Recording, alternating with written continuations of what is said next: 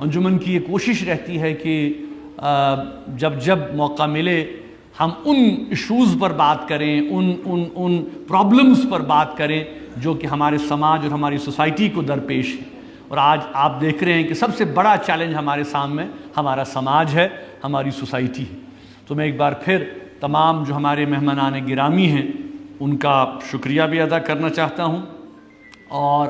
اس موقع پر ایک اور بات بھی کہنا چاہتا ہوں کہ شاید میڈیا کے ذریعے آپ نے یہ سنا بھی ہوگا کہ ہمارے نصرت الاسلام اسلامی ہائی اسکول کے جو ہمارے ایک سابق یہاں پر ٹیچر رہے، سابق ہمارے معلم رہے ہردے ناتھ کول صاحب، تو ہردے ناتھ کول صاحب کے بارے میں مجھے تو زیادہ معلوم نہیں تھا، لیکن پتہ چلا جو ہمارے جو سینئر اسٹوڈنٹس ہیں ان کے بارے میں کہ وہ کتنے کمیٹڈ تھے۔ شاید انگریزی اور میتھمیٹکس وہ پڑھاتے تھے،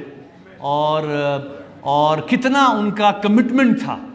کہ جو بھی بچے ہوں، جو بھی ان کے اسٹوڈنٹس ہوں، وہ بہتر سے بہتر پرفارم کر سکیں۔ اور آپ اندازہ کیجئے کہ میں نے وہ ایک اپنے اس بیان میں بھی یہ کہا تھا، ٹویٹ میں بھی کہا تھا کہ نام ہے انجمن نصرت الاسلام، اسلامیہ ہائی اسکول، پڑھانے والے ہیں غیر مسلم، ہردے ناتھ کول صاحب۔ اسی طرح سے باقی جو معلم تھے اس وقت کے، کاشی ناتھ صاحب، شمبھو ناتھ صاحب، سنا ہے بزرگوں سے۔ تو گویا یہ ایک ہماری ثقافت ہے، یہ ایک ہماری ایک ذمہ داری ہے کہ کس طرح سے انجمن نصرت الاسلام جو اسلام کے نام پہ ادارہ بڑا ہے، اس میں کتنی وسعت تھی کہ وہ خالی مسلمانوں کی بات نہیں کرتا تھا، غیر مسلم بھی اس کا حصہ تھے، اس تحریک کا حصہ تھے جس نے بیداری پیدا کی، جس نے یہاں کے لوگوں کو اپنے حقوق کے بارے میں بتایا۔ کیونکہ ظاہر سی بات ہے جب انسان تعلیم پڑھتا ہے، علم حاصل کرتا ہے، تو اس کو پتہ چلتا ہے کہ میرے حق کیا ہے، میری رسپانسبلٹی کیا ہے، میرے رائٹس کیا ہیں۔ اور اندازہ کیجئے کہ پنڈت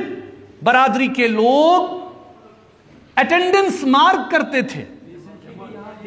اٹینڈنس مارک کرتے تھے کہ کون سا بچہ اسلامیہ اسکول سے گیا ہے جامع مسجد اور وہاں ظہر کی نماز پڑھی ہے اور پھر اسکول واپس آیا ہے۔ یہ ذمہ داری بھی ہمارے کشمیری پنڈت ٹیچر کی تھی۔ یہ ہمارے ویلیوز ہیں، یہ ہمارے اخلاق ہیں،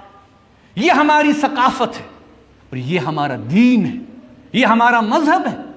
یہ رسول اللہ صلی اللہ علیہ وسلم کی سیرت ہے جو ہمیں بتاتی ہے،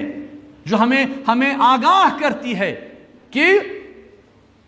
مسلمان تو مسلمان، غیر مسلموں کے ساتھ کیا سلوک ہونا چاہیے، کیسے ان سے چلنا چاہیے، وہ کیسے تمہارے سماج کا حصہ ہے۔ تو گویا ہمیں اس ذمہ داری کا احساس ہونا چاہیے۔ تو جب مجھے میڈیا کے ذریعے یہ پتہ چلا کہ وہ اب اس دنیا میں نہیں رہے، تو ہم ان کی خدمات کو بھی خراج تحسین ادا کرتے ہیں۔